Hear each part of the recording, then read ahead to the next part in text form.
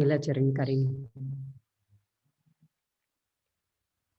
ओकारं बिंदु संयुक्तं नित्यं ध्यायन्ति योगिनः कामिदं मोक्षदं चैव ओंकाराय नमो नमः।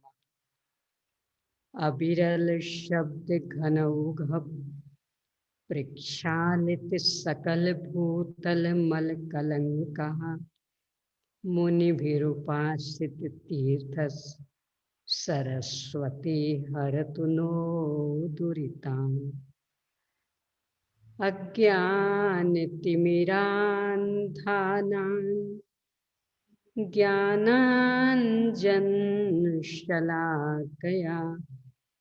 चक्षुरुन्मीलितं येन तस्मै श्रीगुरुवे नमः।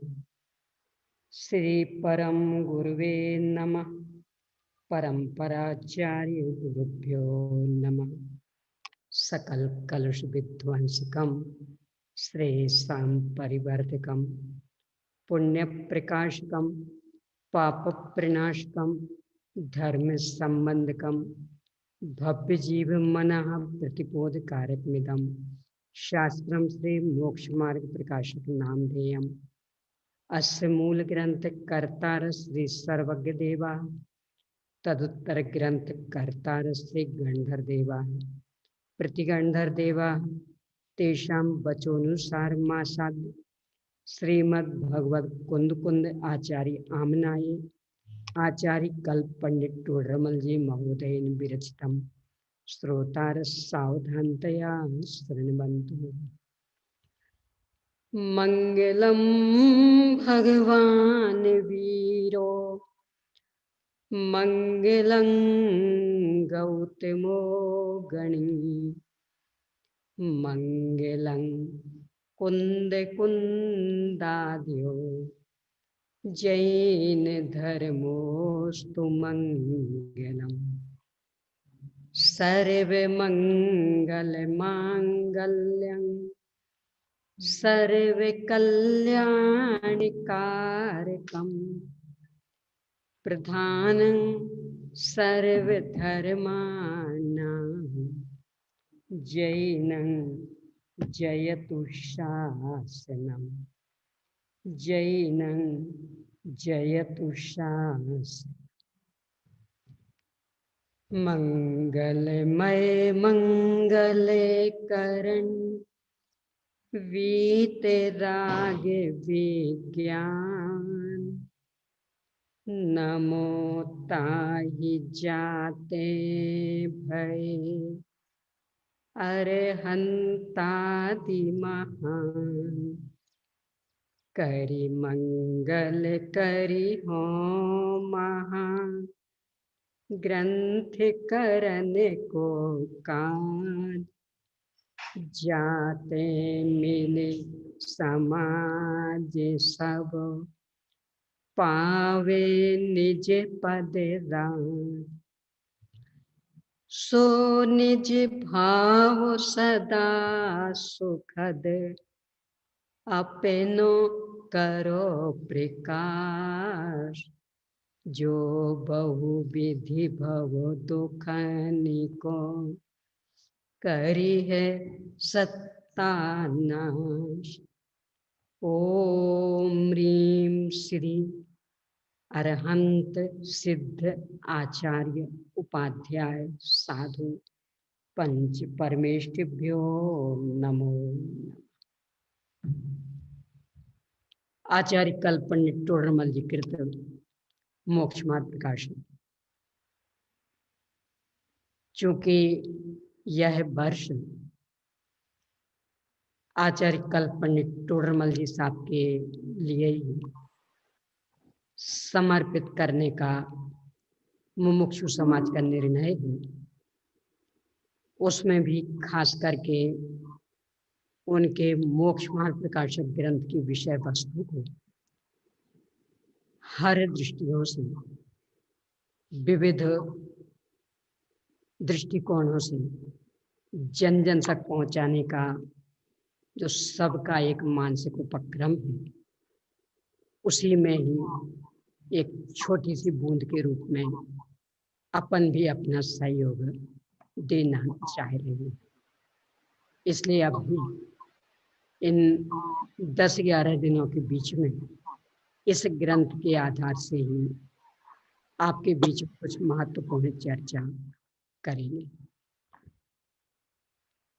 10 लक्षण पर्व का दिवस, पहला दिवस आत्माराधना का दिन। प्राणी मात्र की एक ही अभिलाषा है, कैसे भी करके दुखों से मुक्ति मिले और जीवन सुख शांतिमय अतीन्द्रिय आनंद संपन्न हो जाए। अभिलाषा ठीक है, परंतु विडंबना यहाँ है कि दुख चल क्यों रहा, दुख का कारण क्या है। यदि मूल कारण की खोज हो जाए, यथार्थ कारण का ज्ञान हो जाए और वो हमें स्वीकार हो जाए, तो नियम से अपन उन कारणों को नष्ट करके अपने जीवन को सुख शांतिमय बना सकेंगे। अपन जो यहाँ प्रकरण लेने वाले हैं, उसमें सर्वप्रथम उन्हीं मूल कारणों की चर्चा है। विशेष भूमिका न बनाते हुए पंडित जी साहब के व्यक्तित्व कर्तृत्व के संदर्भ में भी कुछ भी ना कहते हुए, ग्रंथ के संदर्भ में भी कुछ भी ना कहते हुए सीधे विषय को ही प्रारंभ करते हैं, क्योंकि विषय इन सब बातों से भी अधिक महत्वपूर्ण अपने जीवन के लिए है। कुछ छोड़ करके मैं विषय पर आऊंगी। छूटे हुए पर जब कारणों का निर्णय हो जाएगा तब उनको लूंगी। अभी सीधे विषय पर आना है, पेज नंबर 50 पर। यहाँ अपन जहाँ खड़े हैं, जिस स्थिति में अपन हैं, ये स्थिति कैसे बनी, सर्वप्रथम इसका विश्लेषण किया जा रहा है। यहाँ 50 नंबर पेज का अंतिम पैरा। जैसे पागल को किसी ने वस्त्र पहना दिया, वह पागल उस वस्त्र को अपना अंग जानकर अपने को और वस्त्र को एक मानता है। एक परिस्थिति है, व्यक्ति पागल है, बुद्धि उसकी ज्यादा नहीं चलती है, उसे किसी ने भी, और किसी ने भी का मतलब कोई भी हो सकता है वो, तो उसने एक वस्त्र पहना दिया। इस पागल को भ्रम ये हो गया कि वस्त्र मेरा ही अंग है, मेरी अंगोपांग, तो इसलिए उस वस्त्र को और अपने को एक मान रहा है, मैं ही वस्त्र। अब जब एक माना तो क्या एक करता है और वस्त्र पर किसका वश चलता है, इस सब का निरूपण है यहाँ। वह वस्त्र पहनाने वाले के अधीन होने से कभी वह फाड़ता है, कभी जोड़ता है, कभी खोसता है, कभी नया पहनाता है, इत्यादि चरित्र करता है।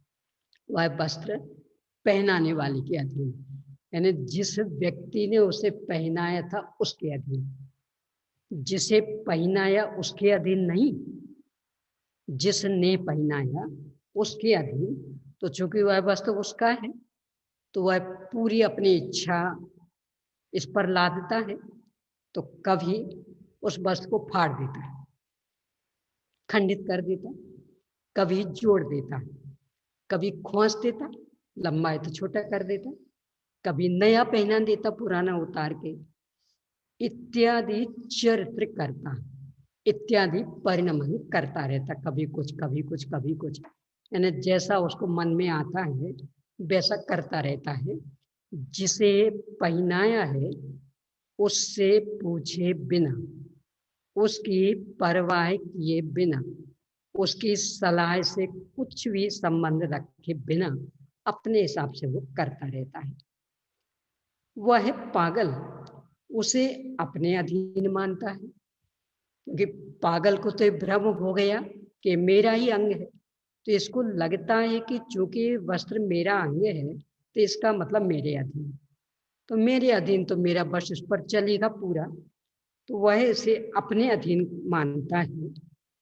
उसकी पराधीन क्रिया होती है, उससे वह महाखेद खिन्न होता। उस वस्त्र की पराधीन क्रिया यानी जिसने पहनाया था वो उसके अनुसार अपना कर रहा, कभी फाड़ता, कभी खोसता, कभी नया पहना देता, यानी उसकी अपनी इच्छा चल रही है। इसको लगता है मेरा अंग है तो मेरे अधीन चलेगा, पर ये चलता नहीं, उसकी तो जिसने पहनाया उसके अनुसार क्रिया हो रही है। ये देख करके महाखेद खिन्न, यानी इसलिए लग रहा है ये मेरा अंग, तो मेरे हिसाब से चलेगा, तो अपने हिसाब से चलाने का भरसक प्रयास करता, और वह तो है पहनाने वाले के अधीन, तो वो अपने हिसाब से चला रहा, इसके हिसाब से वहां कुछ भी नहीं चलता, इसलिए महाखेद खिन्न, अनंताकुलता भोगता। ये तो उदाहरण है, सांग रूपक उदाहरण है। सर्वांग घटित करेंगे पंडित जी साहब, और जो इसको पागल सिद्ध किया, अब अपन भी विचार कर लें कि पंडित जी साहब अपने को किस दृष्टि से देख रहे हैं, अथवा वे देख रहे हैं नहीं, वस्तु स्वरूप के आधार से विचार करेंगे तो अपन किस कोटि में आएंगे।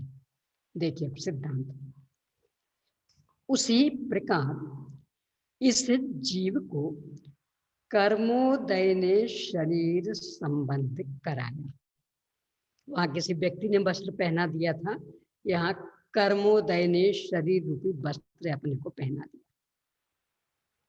क्यों पहनाया, इस पर भी थोड़ी अपन चर्चा कर ले। बहुत ही सीधी सीधी वस्तु स्थिति, कवि और पंडित दौलत राम जी कृत जो देव स्तुति है उसमें बहुत ही सरल शब्दों में इसे स्पष्ट किया है। लगभग सबको पंक्तियां याद होंगी, पढ़ते हैं। मैं भ्रम्यो अपने पो विसरी आप, अपनाए विधि फल पुण्य पाप, निज को पर को करता पिछान, पर में अनिष्टता इष्ट ठान, आकुलित भयो अज्ञान धारी, जो मृग मृग तृष्णा जान बारी, तन परिणति में आपो चितार, कवहू न अनुभवो सुपद सार। बस ये है इस कर्म के अधीन होने का कार्य। ने कर्म के उदय ने जो इस शरीर संबंधित कराया, क्यों कराया कि मैं भ्रमो अपन पो बिसरी आप, अपनी वस्तु को स्वयं में भूल गया, किसी दूसरे ने नहीं भुलाया, स्वयं ही भूले बैठे। तो जब हम स्वयं को भूल गए तो जिसको अपनाएंगे स्वाभाविक बारंबार वही चीज मिलेगी, एकदम सहज वस्तु स्वरूप अपने सामने। माने भोजन के लिए थाली लगाई, अनेक अनेक पदार्थ बनाए थे, कुछ ऐसे भी जो अपने को अच्छे लगते हैं, चूँकि परिवार में और जन भी तो भोजन तो सबके हिसाब से बनता, तो कुछ ऐसे भी कि जो अपने को अच्छे नहीं लगते पर अन्य को अच्छे लगते, वे भी बने, थाली में सब परोसे गए। एक बार तो माँ सब परोस देगी। अब इसके बाद दोबारा कौन सी वस्तु आएगी अपनी थाली में जिसको अपन खत्म कर देंगे वो, और जिस सामग्री को हाथ ही नहीं लगाया होगा वो, यानी माने एक बार थोड़ी थोड़ी थोड़ी सारी सामग्री परोस दो। अब जिसको आपने पहले खा लिया वो जगह खाली हो जाएगी, माँ देखेगी तो दोबारा परोस जाएगी।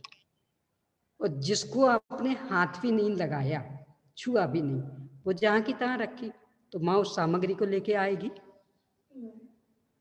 यानी सीधा सीधा सिद्धांत के द्वारा कौन सी सामग्री मिलेगी कि जो आपको अच्छी लग रही होगी, वो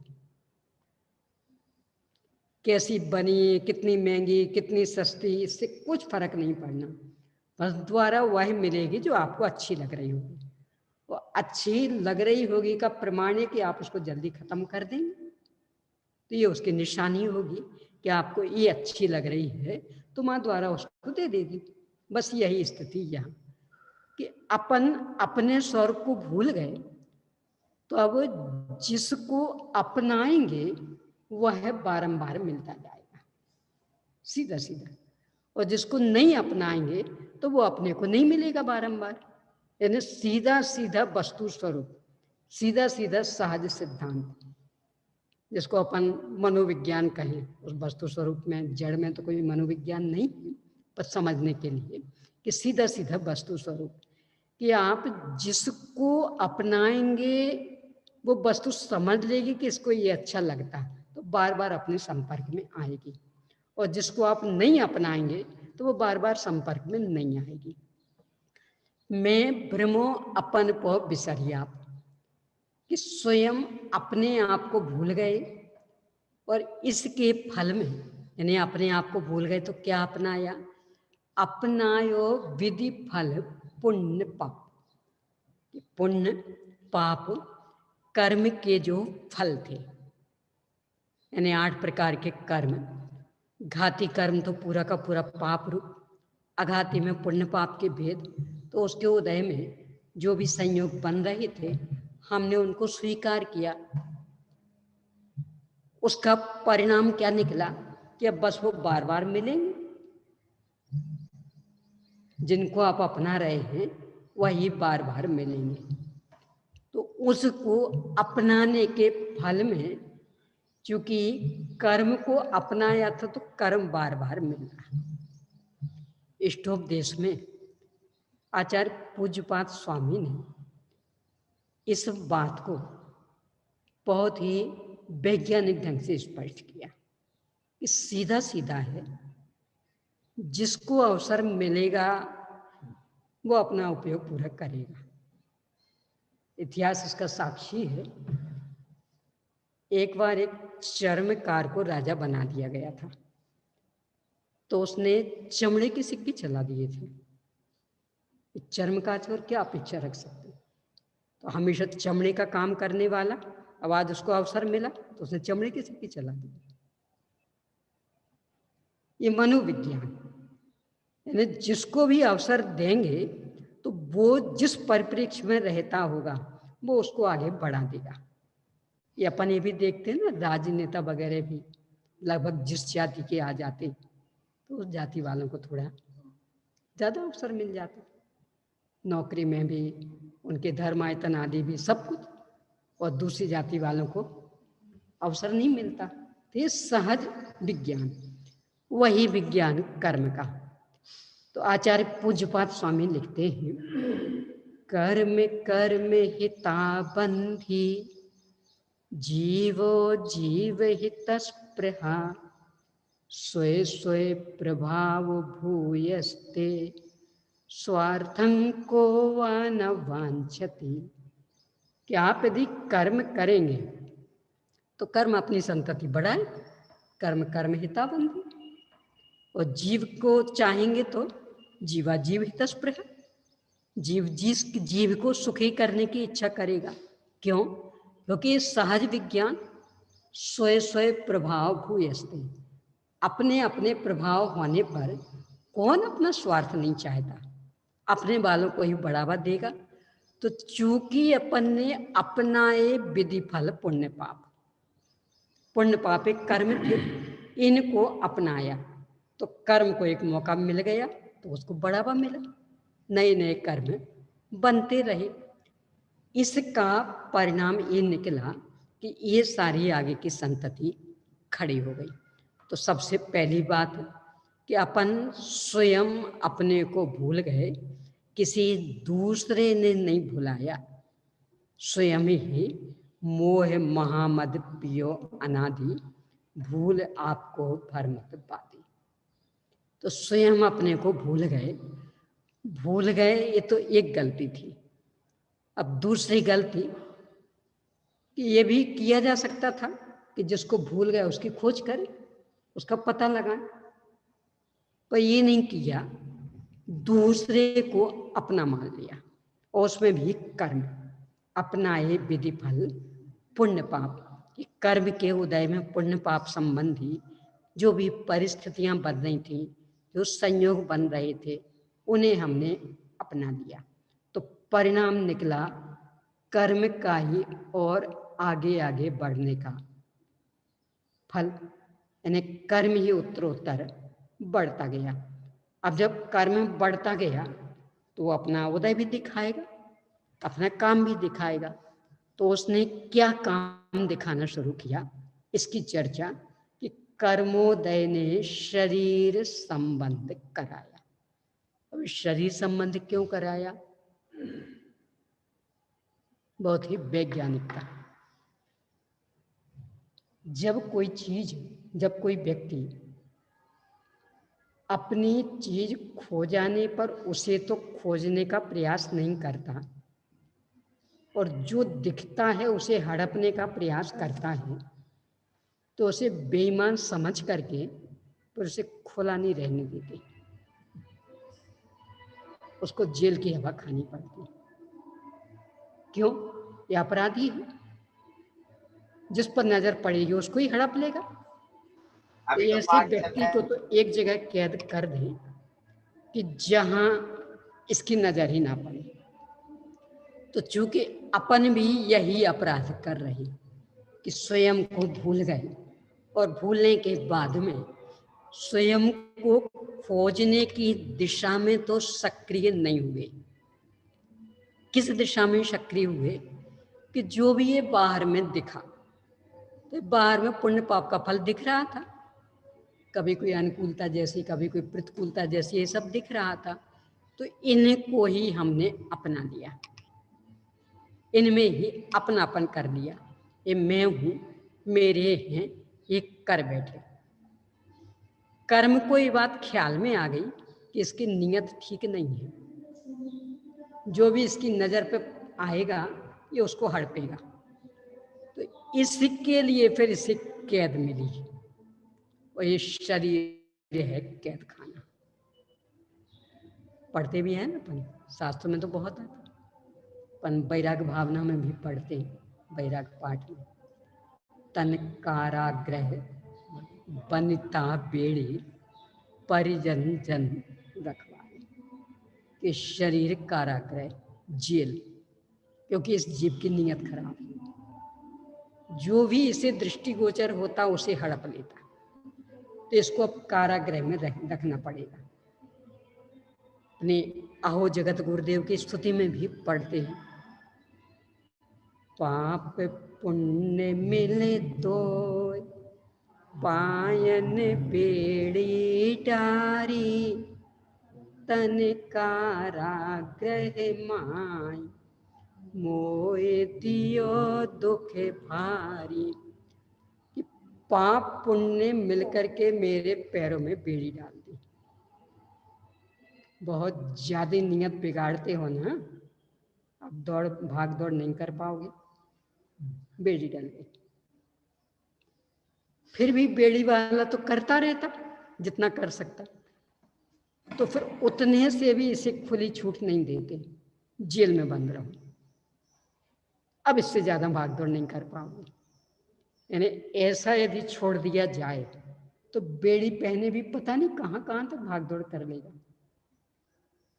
तो ज्यादा ये भागदौड़ नहीं कर पाए, इसके लिए इसे जेल मिली है। तो चूंकि हमने पुण्य पाप कर्मोदय फल को अपना लिया था, ये हमारी नियत की खराबी, इस कारण ये बेड़ियां पड़ गईं और इस शरीर रूपी जेल में कैद हो गए।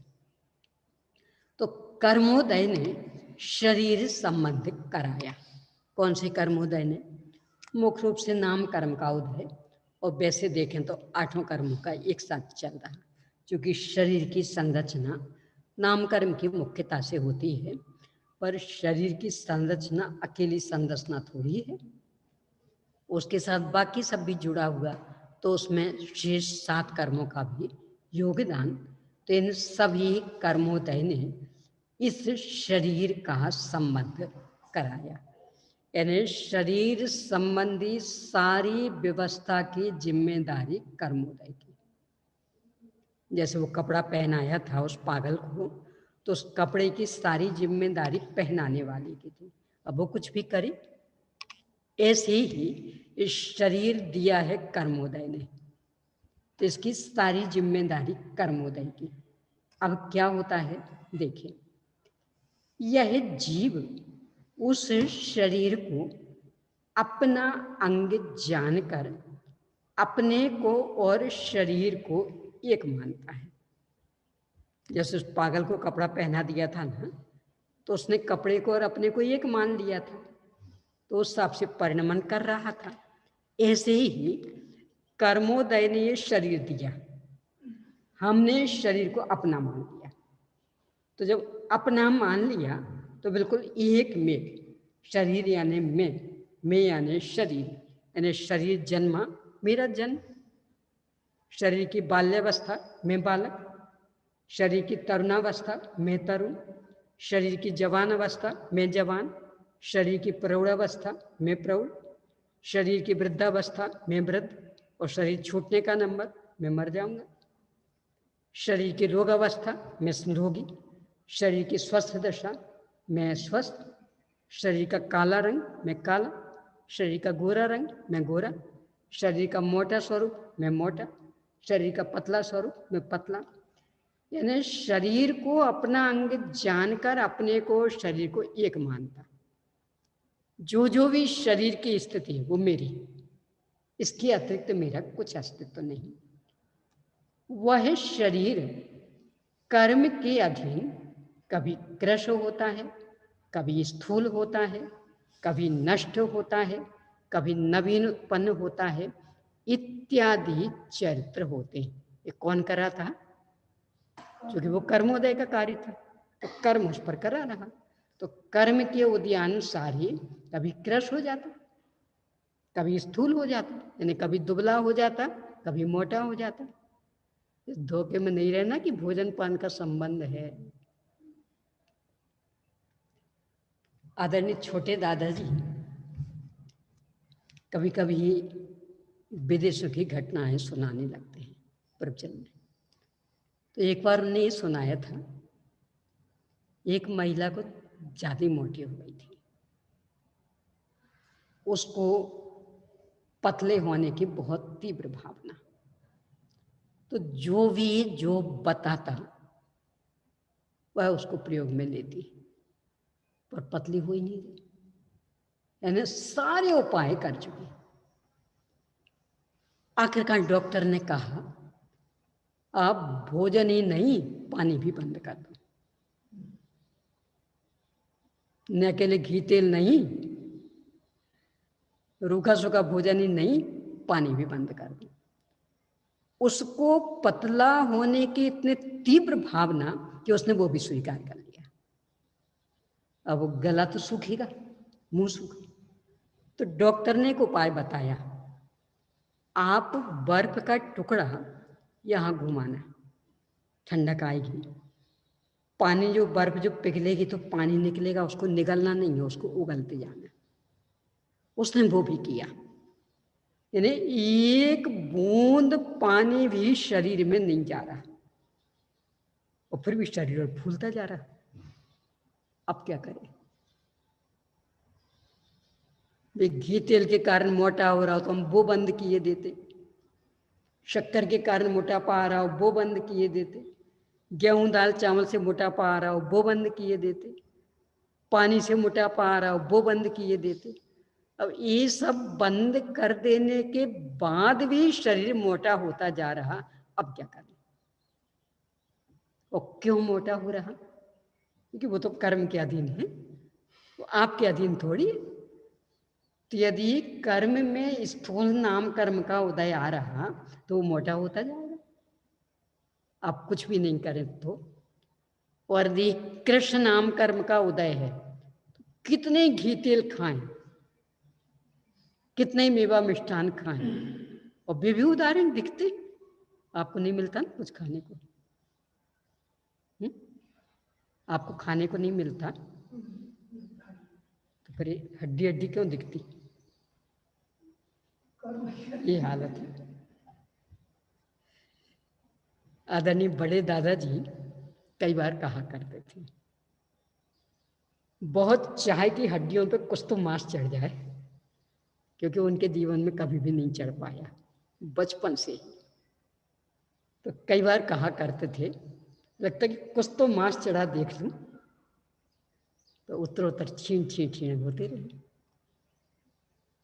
कोई खाने पीने में कमी ऐसा नहीं, यानी जो चाहिए वो खाओ पियो, पर नहीं चढ़ना है मांस तो नहीं चढ़ना, और जिसके में चढ़ना है तो वो बिल्कुल रूखा सूखा खाए अथवा खाना बंद ही कर दे, तो भी चढ़ता रहता। कारण क्या? तो इस कारण को यहाँ बता रहे कि चूंकि ये सब कर्म के उदय में होते, ये कार्य कर्म का है, तो वहाँ कर्म का उदय स्थूलता वाला होता है तो शरीर स्थूल हो जाता है, और कर्म का उदय कृश वाला होता तो शरीर कृश होता हो जाता। इतना ही नहीं, कभी नष्ट होता, यानी उस संबंधी आयु कर्म का क्षय हो गया, शरीर नष्ट हो गया। कभी नवीन उत्पन्न होता, अगली आयु का उदय आ गया, नया शरीर बन गया, नाम कर्म आदि भी सब नए नए। तो इत्यादि चरित्र होते हैं, यानी इत्यादि रूपों में शरीर का परिणमन होता रहता। इत्यादि क्यों, कितने गिनाएं? शरीर उम्र के हिसाब से बढ़ता है, और ऐसा कहा जाता लगभग 15-16 वर्ष तक बढ़ता रहता तेज गति से। बाद में बढ़ने की गति एकदम मंद पड़ जाती, बढ़ता तो है पर मंद पड़ जाती। लंबाई घटती भी है बढ़ने के बाद।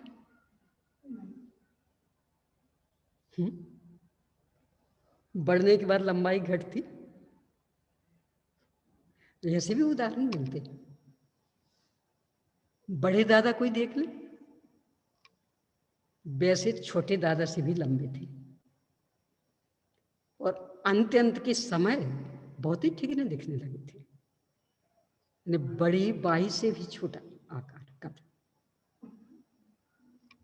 एक यहाँ मंडला में एक देखी थी, ये डॉक्टर गोयल जी, एक बार घटना सुनाई थी कि इन्हीं 10 लक्षण पर्व के दिनों में कोल्हापुर में उनका था, पहले ही दिन उत्तम क्षमा के दिन, और पहले ही प्रवचन, और वहीं प्रवचन करते करते मंडला के, जबलपुर के पास मंडला, डॉक्टर गोयल उनकी धर्मपत्नी।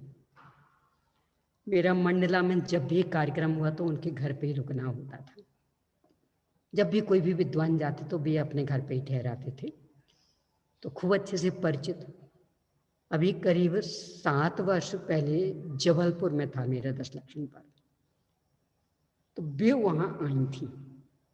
मैं पहचान ही नहीं पाई क्योंकि काफ़ी लंबी थी और वो तो एकदम ठीक नहीं दिखी, तो पहचान नहीं पाई। तो वो अपरिचित के साथ जैसा अपन करते वैसे ही करते। तो बोले दीदी आप लगता पहचान ही नहीं है मुझे।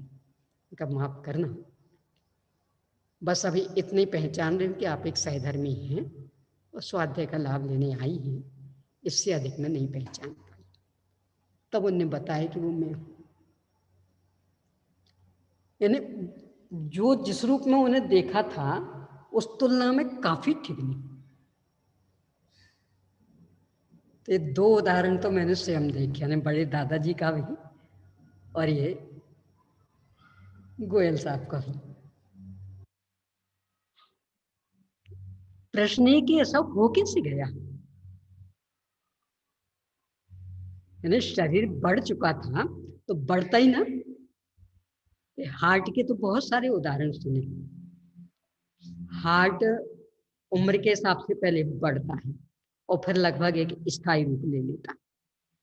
इसके बाद किन्हीं किन्हीं का सिकुड़ने लगता। पता किनका सिकुड़ रहा है? नहीं पता। अपने लोहाड़िया जी भाभी जी के सिकुड़ रहा उनका। नहीं बताया था ये तकलीफ आ गई है, सिकुड़ने लगा। यानी ये सब जो उदाहरण देखते हैं तो लगता कर्म सिद्धांत कितना अधिक सक्रिय। यानी अपन ने जिन सामग्रियों के संदर्भ में धारणा बना रखी उस सारी धारणाएं गलत सिद्ध हो जाती।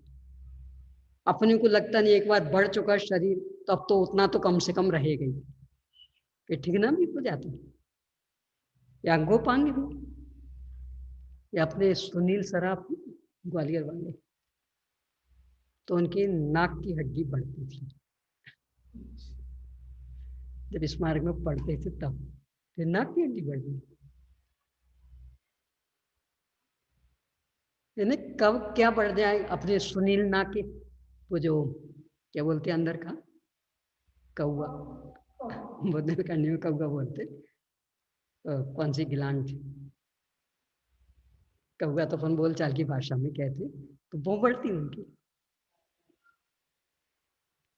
यानी अपन जो ये माने बैठे हैं कि एक उम्र विशेष तक शरीर बढ़ता, उसके अनुसार सारे अंगोपांग बढ़ेंगे, इसके बाद लगभग बढ़ना बंद अथवा बहुत मंद गति से बढ़ेंगे, पर जितने बढ़ चुके उतने तो रहेंगे। कि ऐसा नहीं,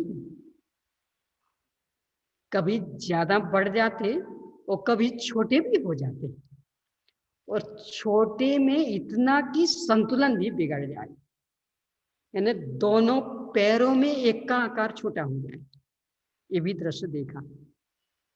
एक का आकार छोटा हो जाए, दोनों हाथों में एक का आकार छोटा हो जाए, और कब? जवानी के बाद, यानी जब शरीर पूरा बढ़ चुका तब। ये सब क्यों बता रही? कि शरीर की सारी स्थितियां कर्माधीन, अपनी सोच रंच मात्र नहीं चलनी, अपने प्रयास यहां रंच मात्र कुछ भी करने में समर्थ नहीं। और अपन ऐसे बुद्धू कि प्रयास किए बिना चैन नहीं। एक काले गोरे का भी ऐसे ही, एकदम गोरे भूरे, वो अचानक काले हो। अपने गोदिका जी साहब थे ना, अच्छे गोरे भूरे थे, और मरण काल में कुछ ऐसा हो गया तो महीने 2 महीने एकदम काले, एकदम ही काले, यानी बिल्कुल जैसे वो तमिलनाडु वाले ऐसे हो जाते।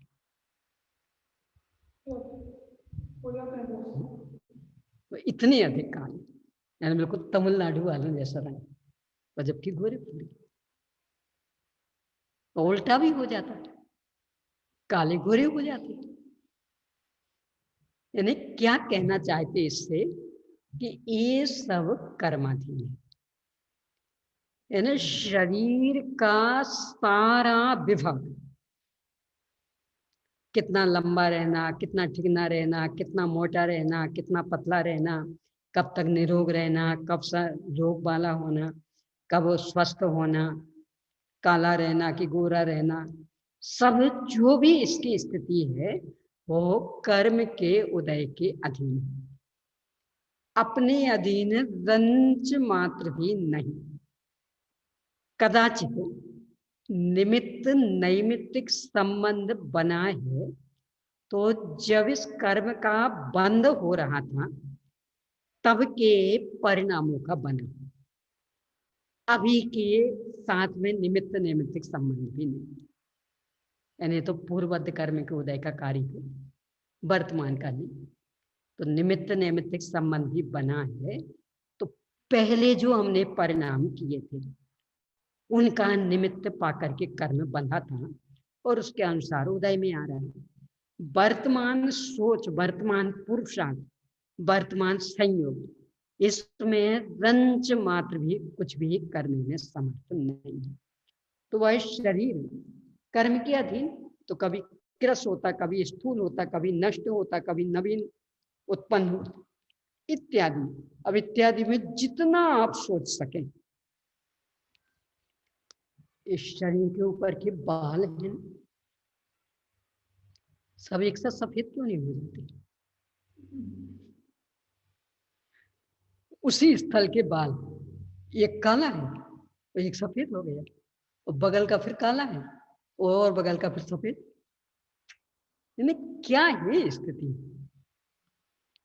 आश्चर्य की ये सब प्रत्यक्ष दिख रहा है कि वही एक सा भोजन, वही एक सा सब कुछ, और वही एक सिर, और उसमें कुछ बाल काले और कुछ बाल सफेद, और वही पास पास वाले भी, यानी दूर दूर वाले नहीं। इसका मतलब हमारा इस पर कुछ वश नहीं चलना, भोजन पानी से भी इसका कुछ संबंध नहीं, बाहर के वातावरण से भी कुछ संबंध नहीं। यानी बाहर की हवा लग रही तो पूरे सिर को नहीं लग रही, वो ठंडी गर्मी भी पूरे सिर पे नहीं आ रही, और बरसात का पानी भी पूरे सिर पे नहीं लग रहा, और फिर भी कहीं का केस ही पड़ने मन और कहीं का केस ही पड़ने मन। क्यों? कि वो ना संयोगों के अधीन है, ना अपनी सोच के अधीन है, वो कर्म के उदय के अधीन। तो कर्म का उदय जैसा होता है वैसी उसकी स्थिति बनती। और इत्यादि में इस तरह से जितना आप सोच सकें उतना सोचिए, इसलिए कि अपना ये अहंकार टूटे कि इस पर मेरा वश चलता है। क्योंकि इस पर वश चलाने के अहंकार से ग्रसित हम कितना कितना नया पाप करते रहते। देखो, अहिंसक फिर भी एक चलता, पर व्यायाम के नाम पर हिंसक साधन भी अपनाने लगते। क्यों? शरीर स्वस्थ रहना चाहिए। शरीर स्वस्थ आपके प्रयासों से रहेगा कि कर्म के उदय से रहेगा। दवाइयों आदि में भी वे कुछ भी विवेक नहीं रखते। तो ये सारी भ्रांति यदि अपनी निकल जाए तो अनर्गल कितने पापों से बच जाए। एक आपको पता होगा शायद, ये जो लंबी सांस लेने के लिए आपके कौन, वो रामदेव बाबा, नामदेव बाबा, कौन है नाम, राम, तो ये प्राणायाम में कहते हैं लंबी सांस, लंबी सांस।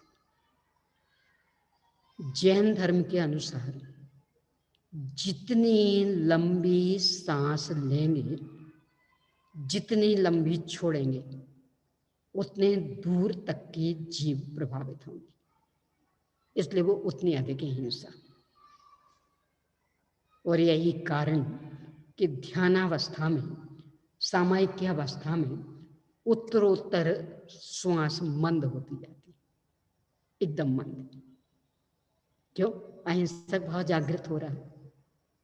यानी लंबी सांस लेना और छोड़ना, दीर्घ सांस लेना और छोड़ना, ये महाहिंसक।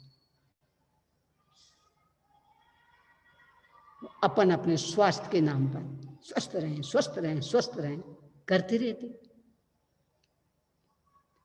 इन सब के लिए ये प्रकरण समझना आवश्यक है कि इस सब का संबंध कर्म के उदय के साथ में है कि अपने प्रयासों के साथ।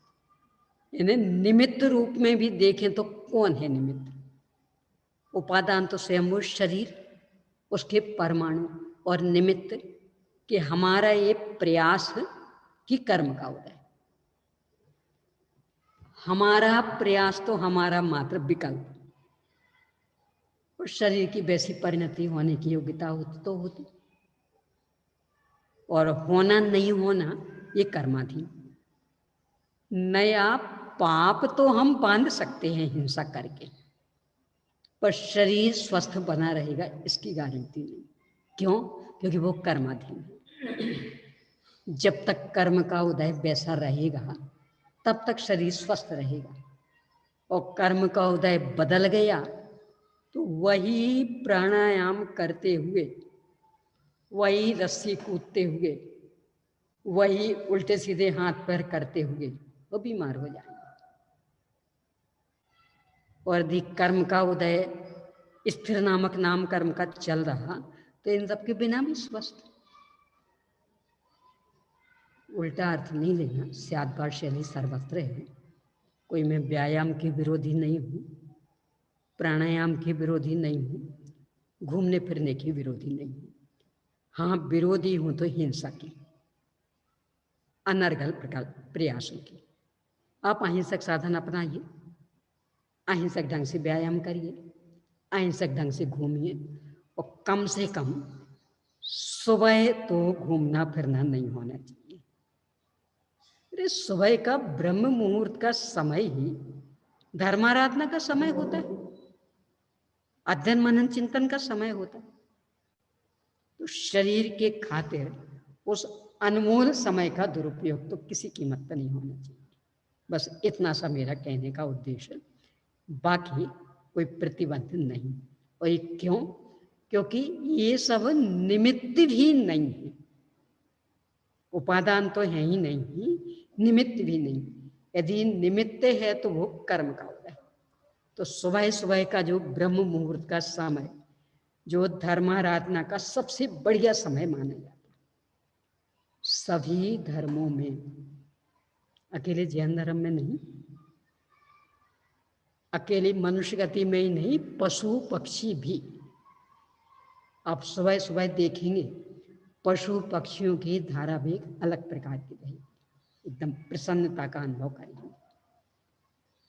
तो जब सर्वत्र ही ब्रह्म मुहूर्त का समय धर्माराधना का समय है, तो उस समय अपने को इन सब अनर्गल क्रियाकलापों से बुद्धि पूर्वक बचने का प्रयास करना चाहिए। क्यों? क्योंकि निमित्त भी यदि कोई होगा तो कर्म का उदय, अपना वर्तमान प्रयास नहीं। अपना वर्तमान प्रयास कदाचित पाप कर्म को बढ़ाने में कारण बन जाएगा।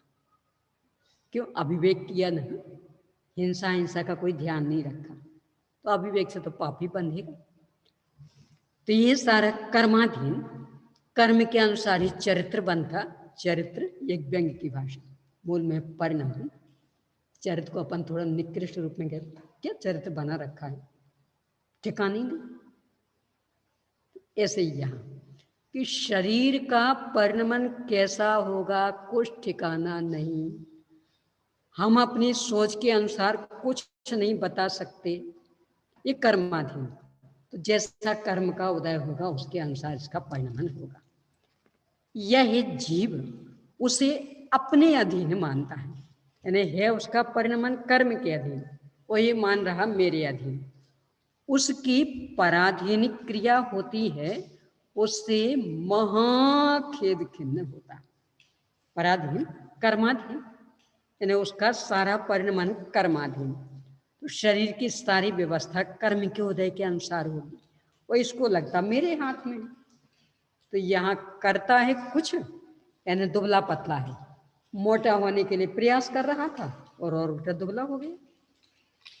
अभी जो कहा आदरणीय बड़े दादाजी का कि कभी मांस चढ़ ही नहीं पाए पूरी जिंदगी में, दुबले दुबले दुबले, उत्तरोत्तर और अधिक दुबले दुबले। और मोटों का कि मोटे हैं तो वो दुबले का प्रयास कर रहे और फिर भी उत्तरोत्तर मोटे मोटे मोटे। इसलिए महाखेद खिन्न, यानी प्रयास करता है अथक 24 घंटे, और सफलता नहीं मिलती रंच मात्र। तो अब इसके खेद की कल्पना अपन कर सकते कि कितना खेद खिन्न होगा। यानी सारी मेहनत पानी में जा रही और ये मेहनत करना छोड़ता नहीं, अथक मेहनत। यानी व्यायाम आदि के नाम पर, स्वस्थ रहने के नाम पर कोई दिन रात गिना जाता, कोई गिनता? जब बताए जो तब करने को तैयार, तो जो भी जो बता सब कुछ करने को तैयार। तो प्रयास में असीमता, न समय का प्रतिबंध, न शक्ति का प्रतिबंध, न खर्च का प्रतिबंध, न उपयोग का प्रतिबंध, कुछ नहीं। यानी जब जो जैसा भी बताया तब वैसा हर कीमत पर करने को तैयार, और सफलता के नाम से शून्य, निरंतर असफल। इसलिए महाखेद खिन्न, साधारण नहीं। अरे अपनी थोड़ी सी मेहनत भी बेकार जाती है ना, तो कितनी आकुलता होती है, कितने झुंझलाहट हो जाती। मैं भैया ये सुधार संभालते रहते ना इसको, और संभालते संभालते बंद पड़ जाता, तो उस समय इनका चेहरा देखो क्या हालत होती। तो एक इतनी सी मेहनत असफल होती तो इतनी झुंझलाहट हो जाती। और यहाँ शरीर के संदर्भ में 24 घंटे की पूरी मेहनत पूर्णतया असफल। जिसके श्रृंगारों में मेरा यह महंगा जीवन घुल जाता, यानी पूरा ये महंगा जीवन, अनमोल समय कोई भूल रहा, पानी की तरह बह रहा। यानी इसके पीछे हम सारे काम गौण कर सकते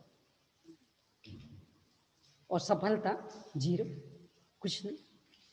इसलिए महाखेद खिन्न होता, यानी अनंत अनंत आकुलता।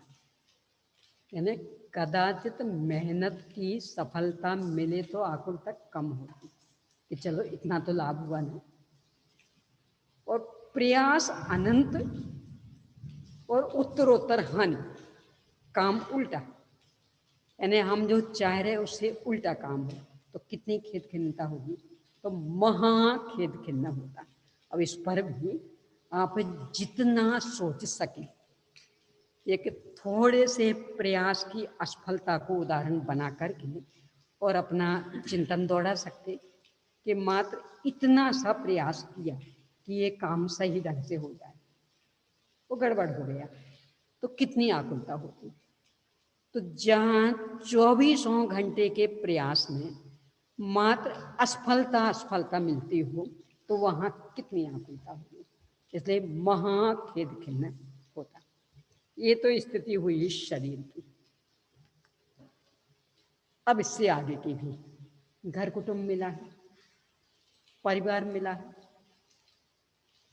धन धान्य मिले हैं, इन सब की क्या स्थिति, ये चित्रण बहुत ही गंभीर मार्मिक उसी उदाहरण के माध्यम से पंडित जी साहब ने किया है। देखिए, तथा जैसे जहाँ वह पागल ठहरा था वहाँ मनुष्य, घोड़ा, धनादि कहीं से आकर उतरे।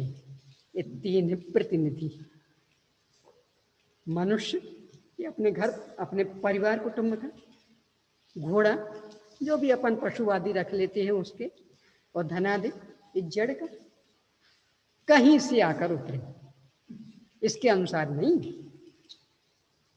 वह पागल उन्हें अपना जानता है।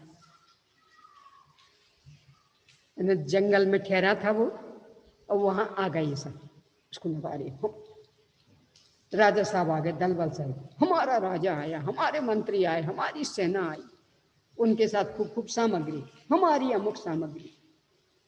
तो वह पागल उन्हें अपना जानता है। वे तो उन्हीं के अधीन, उन्हीं के अधीन मतलब पागल के अधीन नहीं, मनुष्य मनुष्य के अधीन, घोड़ा घोड़ा के अधीन, धन धन के अधीन, यानी उनका स्वतंत्र परिणमन। तो वे तो उन्हीं के अधीन, कोई आते हैं, कोई जाते हैं, कोई अनेक अवस्था रूप परिणमन करते हैं, यानी मनुष्य, घोड़ा आदि आए हैं चले जाते, यही स्थिति धनाधिक की भी अपने हिसाब से आता है, अपने हिसाब से चला जाता। तो उन्हीं कोई अनेक अवस्था रूप परिणमन करते हैं, उनकी जैसी जैसी योग्यता उस रूप उनका परिणमन चलता है। वह पागल उन्हें अपने अधीन मानता है, यानी उसको लगता ये जो मनुष्य घोड़ा धनाधिक आए ये मेरे अधीन, तो मैं जैसा नचाऊंगा ऐसा ही नाचेंगे, मैं इनको जैसा परिणमित कराना चाहूंगा वैसे करेंगे। उनकी पराधीन क्रिया होती, यानी मनुष्य के अधीन, घोड़े आदि की घोड़े आदि के अधीन, धनाधिक की धनाधिक के अधीन, तब खेद खिन्न होता है।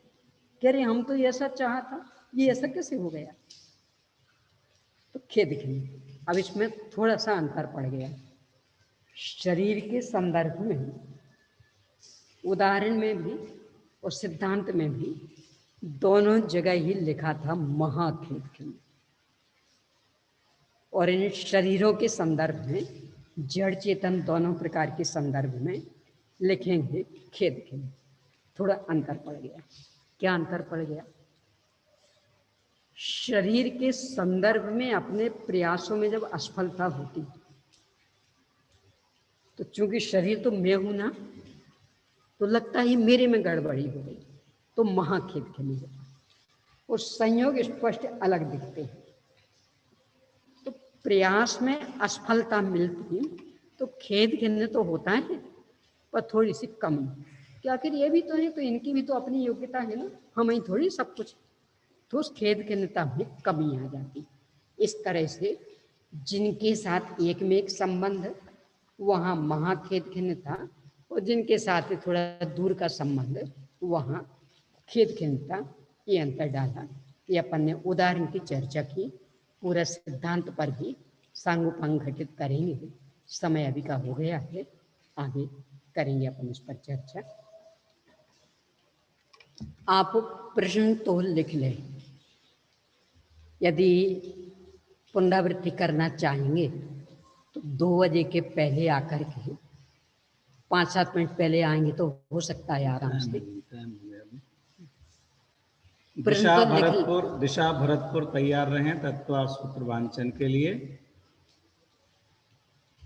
और तब तक यहाँ से अभी 2 कार्यक्रम इसके बाद। नहीं तो प्रश्न लिखा हूँ, अभी नहीं लिखा हूँ, अपने चिंतन मनन के लिए। हाँ बोल दीजिए। चलिए प्रश्न तो लिख लीजिए। शरीर का सभी प्रकार का परिणमन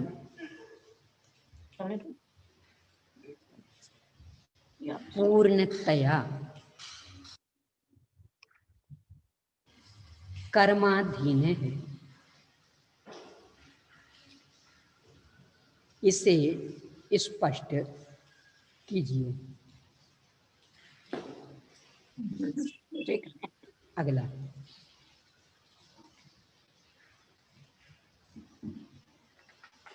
कर्म का संयोग